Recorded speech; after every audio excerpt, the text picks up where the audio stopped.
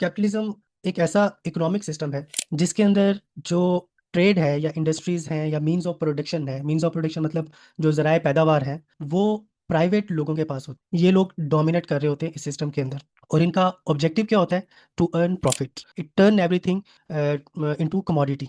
कोई भी चीज़ जो बेची जा सकती है उसको कहते हैं कमोडिटी। कैपिटलिज्म के अंदर जो पैसा है वो कमोडिटी है।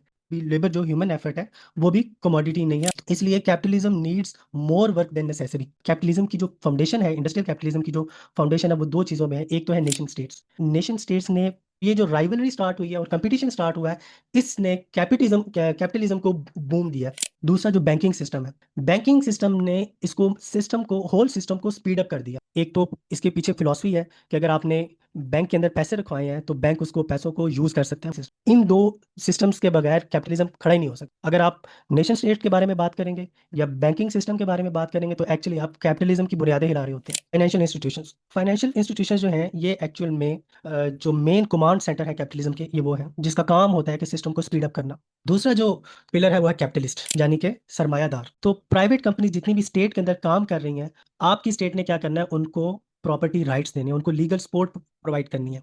मार्केट्स भी जो कैपिटलिज्म का इसमें बहुत अहम रोल है। डिजिटल मार्केट कह लें, स्टॉक मार्केट कह लें या इंडस्ट्रियल मार्केट्स कह लें। कैपिटलिज्म चलती है, टेक्नोलॉजी की जो वेव आती है और उस पर जो उसको बूम मिलता है, उसके बाद इलेक्ट्रिसिटी और केमिकल्स जब आई 19वीं सदी के अंदर, तो कैपिटलिज्म को बहुत बड़ा बूम मिला। ऑटोमोबाइल्स और मास प्रोडक्शन जब स्टार्ट हुई तो उससे कैपिटलिज्म को बहुत बड़ा बूम मिला।